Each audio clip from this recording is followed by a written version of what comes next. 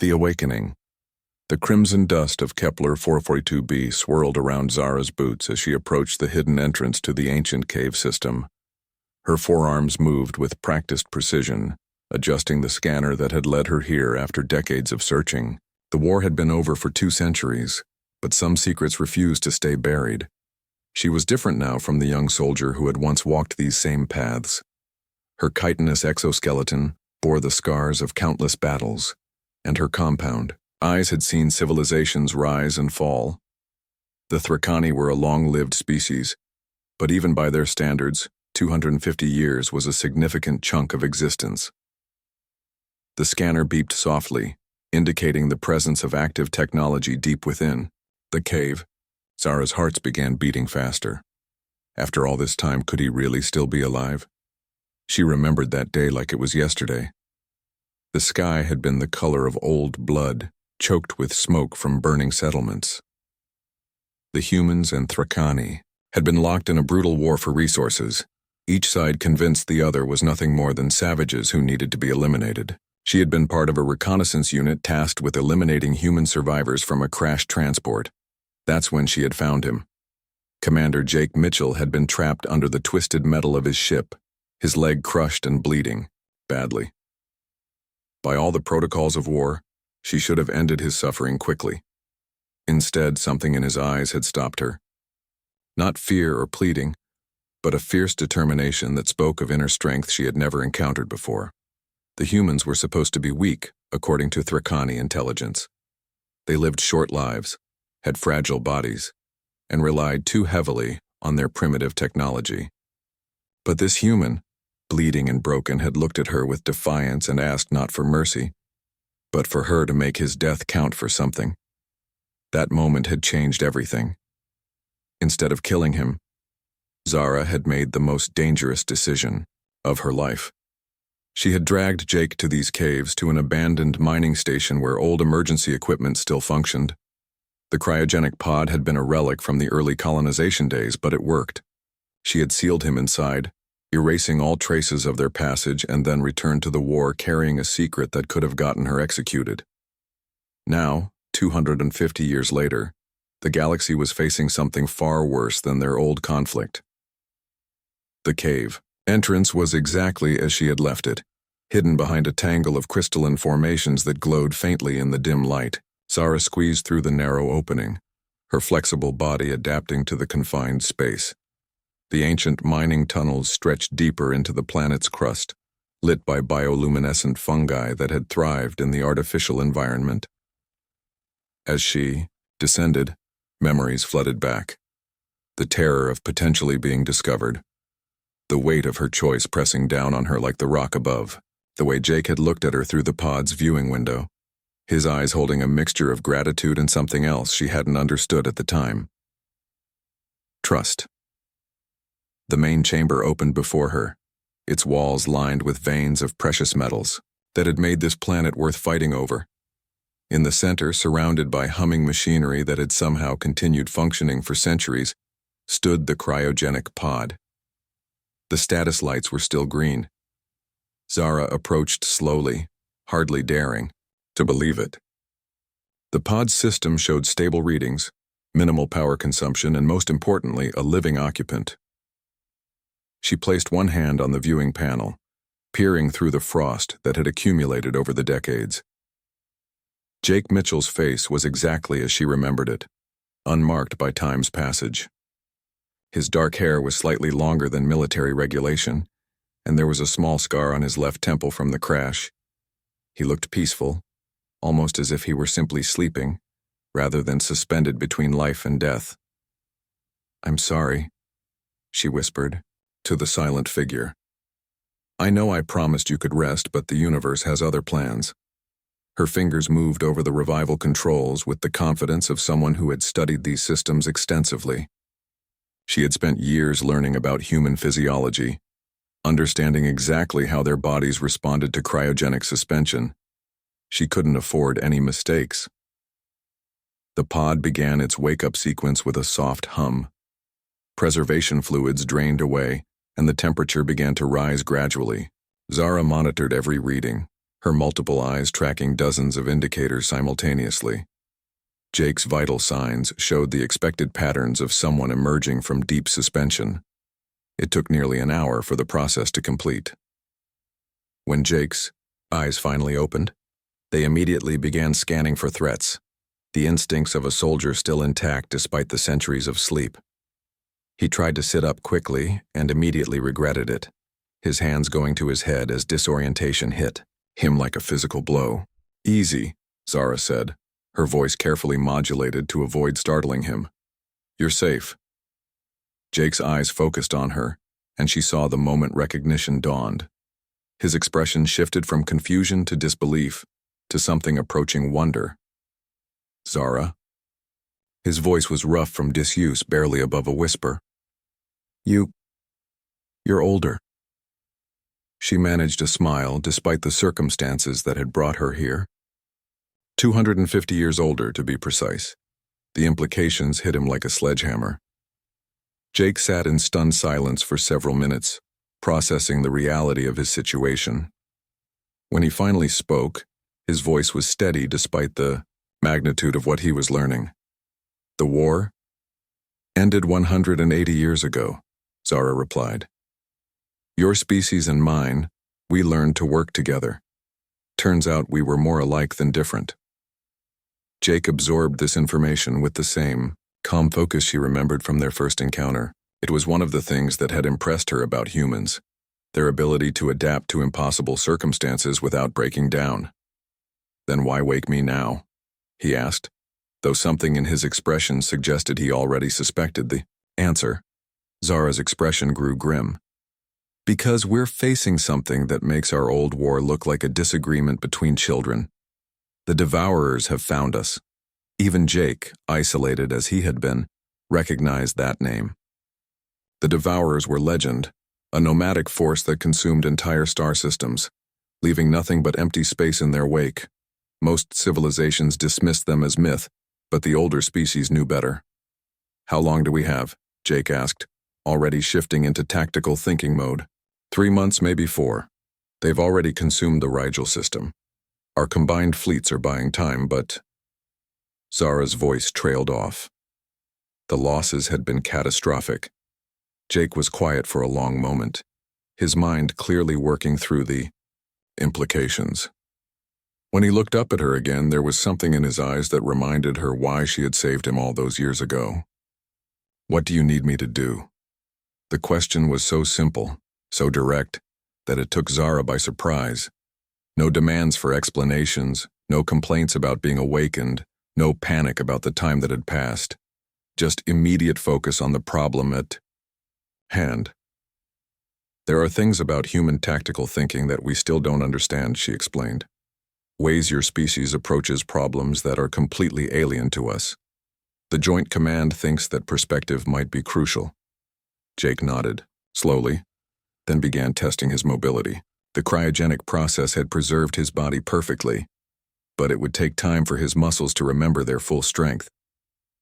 "Tell me about the current situation," he said, beginning a series of stretching exercises. "Fleet compositions, enemy, capabilities, available resources." As Zara began briefing him on the state of the galaxy, she found herself marveling at his reaction. Any member of her species would have needed days to process the emotional impact of losing centuries of time. Jake was already moving past that, focusing entirely on what needed to be done. It was, she realized, a perfect example of what made humans so dangerous and so valuable as allies. They didn't waste time on things they couldn't change. They adapted. They endured, and they found ways to fight back even when the situation seemed hopeless. The briefing took several hours. Jake asked pointed questions about technology, tactics, and resources, building a mental picture of the threat they faced. The Devourers weren't just destroyers. They were systematic, efficient, and utterly relentless. They had consumed dozens of civilizations, each conquest making them stronger. "The joint fleets are using standard defensive formations," Zara explained, calling up holographic displays that showed the current military situation. Layered shields, concentrated firepower, fighting retreats to buy time for evacuations. Jake, studied the tactical displays with the focused intensity of a master chess player examining a complex position. "It's not working, is it?" "No," Zara admitted. "We're losing ships faster than we can replace them. At current rates, the Devourers will reach the core worlds within 6 months." Jake was quiet for a long time, his eyes distant as he processed the information. When he finally spoke, there was something in his voice that sent a thrill of hope through Zara's multiple hearts. "I need to see the human settlements," he said. "All of them. If we're going to win this, we're going to need every advantage we can get." As they prepared to leave the cave that had been Jake's tomb for centuries, Zara found herself thinking about the choice she had made so long ago. At the time, it had seemed like a moment of weakness, a betrayal of everything she had been taught to believe. Now, looking at the determined expression on Jake's face as he prepared to face an enemy that terrified entire civilizations, she realized it might have been the most important decision in galactic history. The journey to the surface was quiet, both of them lost in their own thoughts. As they emerged into the alien sunlight of a world that had changed dramatically since Jake had last seen it, Zara felt the weight of hope and terror in equal measure. They had 3 months to find a solution that had eluded the greatest military minds of a dozen species. It seemed impossible, but as she watched Jake taking in the transformed landscape with the same calm assessment he had shown in the cave, she began to believe that maybe, just maybe, they had a chance. After all, she had learned long ago, never, to underestimate what humans could accomplish when they were properly motivated.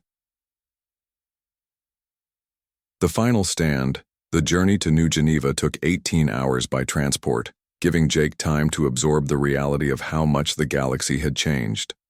Through the viewport, he could see cities that blended human and Thracani architecture in ways that would have been unthinkable during the war. Towering spires of crystalline metal rose alongside structures that curved and flowed like living organisms. "How many humans are left?" Jake asked as they approached the sprawling settlement. "Approximately 40 million spread across 12 worlds," Zara replied. "Your species recovered well from the war, but you never reached pre-conflict population levels."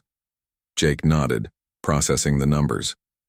40 million people scattered across multiple star systems.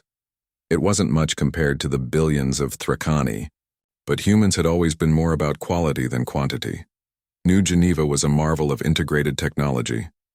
Human engineering precision had been combined with Thracani biological innovations to create something entirely new.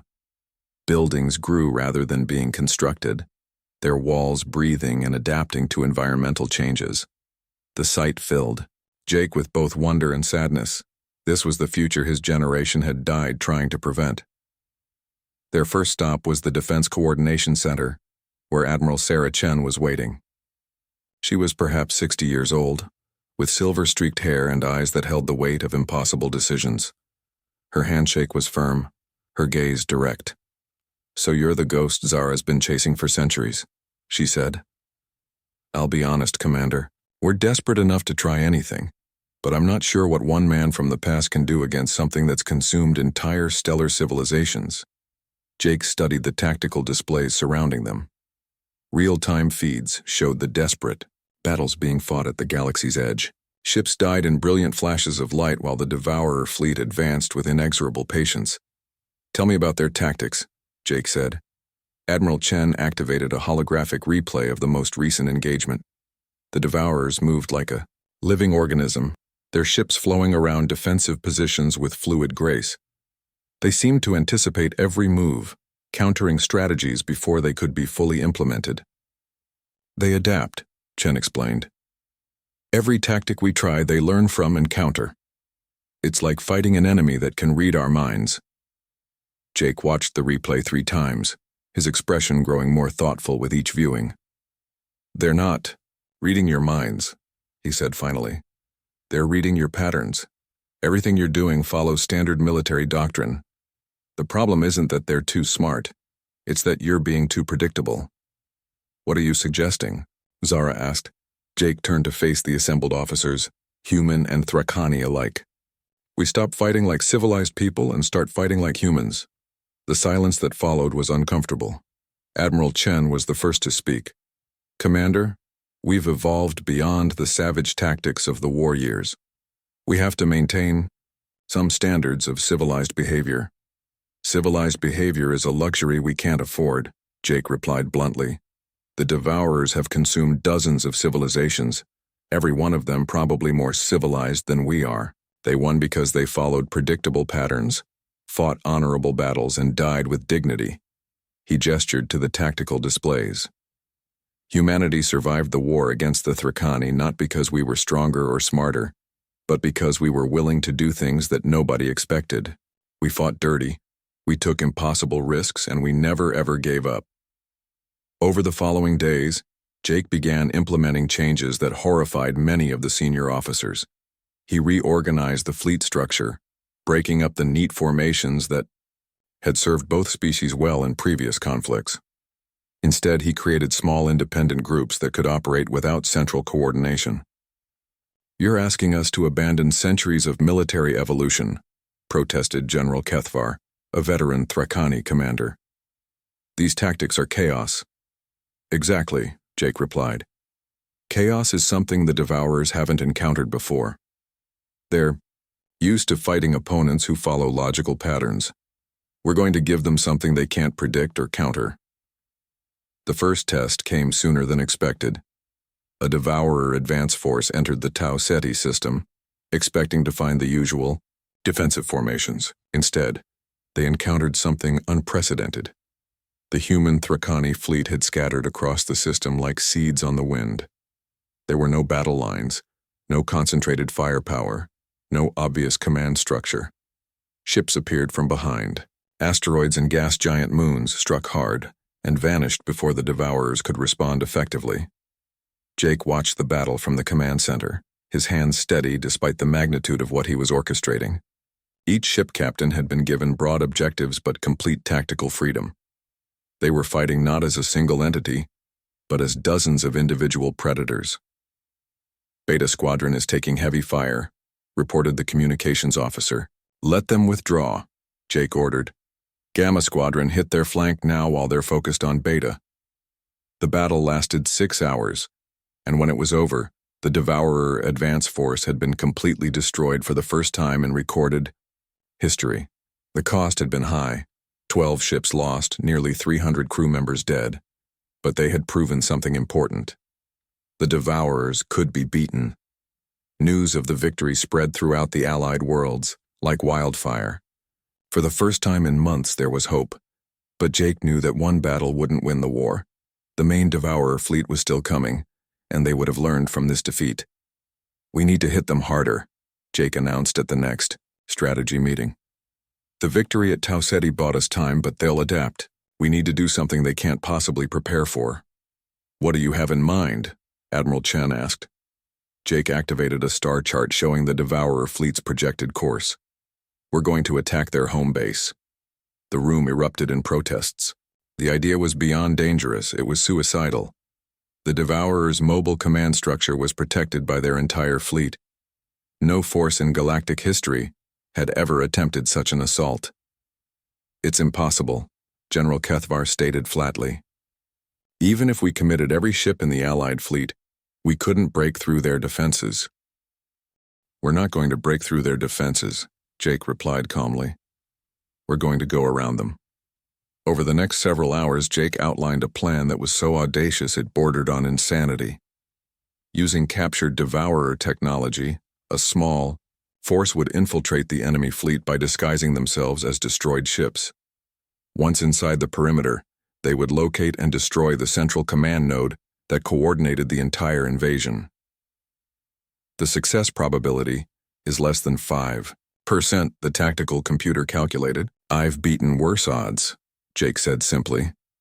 The mission force consisted of 12 ships, each one modified to appear as Devourer wreckage. Jake commanded the lead vessel, with Zara serving as his second-in-command. The crew was entirely volunteer, drawn from both species and united by the desperate hope that this impossible plan might actually work. The journey to intercept the Devourer fleet took 2 weeks. Jake used the time to drill the crews relentlessly, preparing them for every possible contingency. They would have one chance to get this right. Why did you really save me? Jake asked Zara during a quiet moment on the bridge. She was silent for a long time before answering. Because you were the first enemy who looked at me and saw a person instead of a monster. In that moment I realized the war wasn't about species or territory. It was about fear. Fear of the unknown. Fear of being different. Jake nodded slowly. And now we're fighting something that really is a monster. Yes, Zara agreed. But we're not fighting it alone anymore. The Devourer fleet was a sight that defied description. Thousands of ships moved in perfect synchronization, their dark hulls absorbing light like living shadows. At the center of the formation, a massive command vessel pulsed with malevolent energy. Beginning infiltration run, Jake announced over the comm system. Remember, we're dead ships drifting with the debris field. No active sensors, no unnecessary communications. The disguised Allied ships drifted past the outer perimeter, their false damage making them appear as casualties from previous battles. Jake held his breath as Devourer scouts passed within a few hundred meters, their sensors probing the wreckage for signs of life. They made it through 3 defensive layers before the inevitable happened. A Devourer patrol craft detected an energy signature that didn't match their database. Alarms began echoing across the enemy fleet. All ships, execute Plan Omega, Jake ordered. Full power, maximum aggression. The Allied vessels dropped their disguises and attacked with everything they had. Caught completely off guard, the inner defensive ring crumbled under the unexpected assault. Jake's ship, the Retribution, carved a path through the chaos toward the command vessel. Zara, take your team and secure the engine room, Jake ordered as they docked with the enemy ship. I'm going for the command center. The corridors of the Devourer command ship were like something from a nightmare. Organic walls pulsed with alien life, and the air itself seemed hostile to human physiology. Jake fought his way through defending creatures that were more machine than biological, his weapons cutting through their ranks with desperate efficiency. The command center was a vast chamber filled with monitoring equipment that tracked the progress of the entire invasion. At its heart sat the central intelligence that coordinated the Devourer fleet. Not a computer, but a living creature of impossible complexity. So, it spoke directly into Jake's mind. The extinct species sends its champion. Humanity isn't extinct yet, Jake replied, raising his weapon. A temporary condition, the creature responded. We have consumed 1,000 civilizations. What makes you think yours will be different? Jake smiled grimly. Because we're too stupid to know when we're beaten. The battle that followed was as much psychological as physical. The creature tried to overwhelm Jake's mind with visions of humanity's inevitable defeat, but he held firm to his purpose. In the end, human stubbornness proved stronger than alien certainty. When the command center exploded, the effect on the Devourer fleet was immediate and catastrophic. Without central coordination, their perfect formations dissolved into chaos. Ships collided with each other or drifted helplessly as their crews struggled to adapt to independent operation. The Allied fleet, waiting at the system's edge, struck with perfect timing. The battle was savage but decisive. For the first time in their history, the Devourers were completely defeated. Jake stood on the bridge of the Retribution, watching as the last enemy ships were destroyed or fled into deep space. The cost had been enormous. Only 3 of the original 12 infiltration ships had survived. But they had done the impossible. Is it over? Zara asked, her voice barely above a whisper. This threat is, Jake replied. There will be others. There always are. But today we proved that even the most impossible odds can be beaten if you're willing to pay the price. As news of the victory spread throughout the galaxy, Jake found himself thinking about the choices that had led to this moment. Zara's decision to save him, his choice to trust her judgment, and the countless small acts of courage that had brought them to this point. The galaxy was safe, at least for now, and somewhere in the alliance between humans and Thrikani, between former enemies who had learned to see each other as people rather than monsters, lay the seeds of a future that neither species could have achieved alone. Looking out at the stars, that had nearly been consumed by darkness, Jake smiled. Humanity had survived another impossible challenge, not through superior technology or overwhelming force, but through the simple, stubborn refusal to give up. It was, he reflected, exactly what humans did best.